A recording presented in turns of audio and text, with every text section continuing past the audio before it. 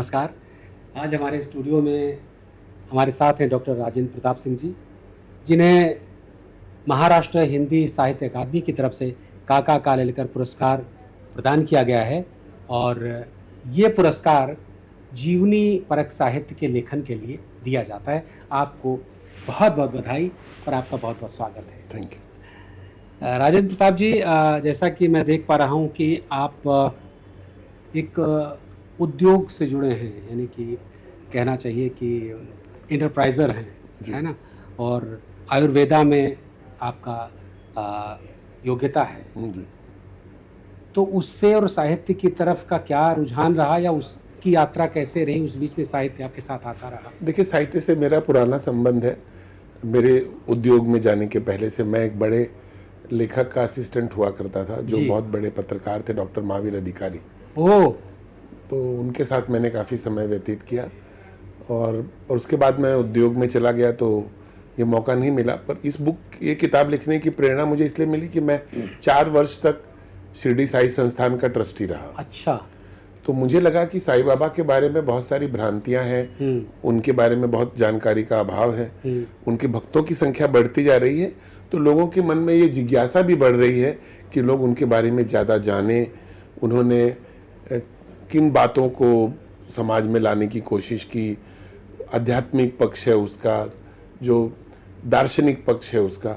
तो मुझे लगा कि मुझे कई मेरे मित्र जो हैं उन्होंने कहा कि आपको इस पे प्रकाश डालना चाहिए, तो मैंने ये पुस्तक को लिखा। वाह! अच्छा, जब आपने ट्रस्ट में ट्रस्टी के तौर पर काम किया, वो अनुभव, जब आप पुस्तक लिखने लगते हैं कि एक अलग जोन में आपको जाना पड़ता है, और उस समय के अनुभवों के बारे में कुछ बताएंगे? देखिए, चूँकि आप ट्रस्टी हो जाते हैं तो कई बार मीडिया है या लोग आप जो मिलते हैं, वो समाज, चूँकि शिरडी भारत का दूसरा सबसे बड़ा मंदिर है और लाखों भक्त हर साल आते हैं वहाँ पर। कई तो मूल दिन है, उन दिनों भी लाखों लोग होते हैं, तो साल में तो करोड़ों लोग होते हैं और कई पुस्तकें उपलब्ध हैं उस पर मैंने इस पुस्तक में सिर्फ उन्हीं तथ्यों को, उसी पक्ष को लिखा है ज़्यादा जिसके बारे में जानकारी नहीं है। ओके। और मैंने बहुत कुछ इसमें इस पुस्तक को इतिहास की तरह से लिखने की कोशिश की है। अच्छा। कि मैं जब ये कह रहा हूं तो उसका साक्ष्य क्या है।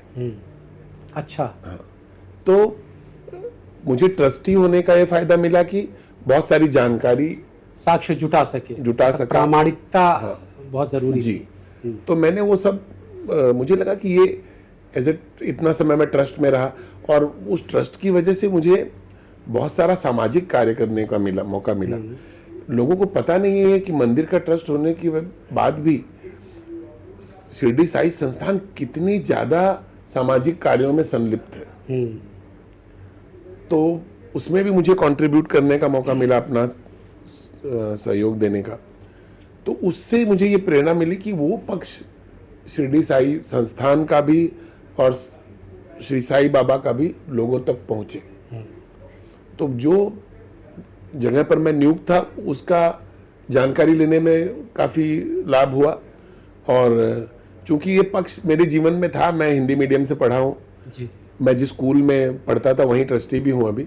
अच्छा। तो हिंदी का पक्ष तो ठीक था और एक बड़े लेखक का कुछ समय असिस्टेंट रहा, तो उस वजह से मुझे लगा कि मैं इसको लिख सकता हूँ।